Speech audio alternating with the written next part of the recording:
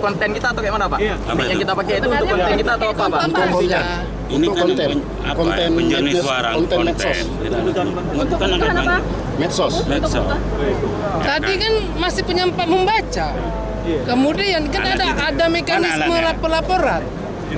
Kalau memang komplain ada mekanismenya. Tadi pasti penyampaian visi misi. Ini alatnya ini cuma apa yang Diangkat sedikit Pak Us. ya Ya. ini alatnya Pak. Nampak dia. Alat mikrofon nggak lebih. Kadang-kadang suara saya kan nggak ini supaya lebih jelas oleh orang-orang ini yang buat TikTok. Sebelumnya pernah diingatkan nggak oleh Nggak pernah.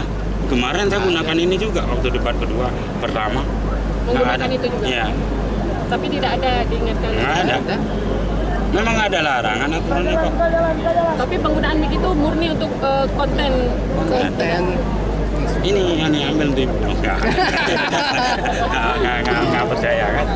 Apa sih yang Oke. Hidup Mahmud!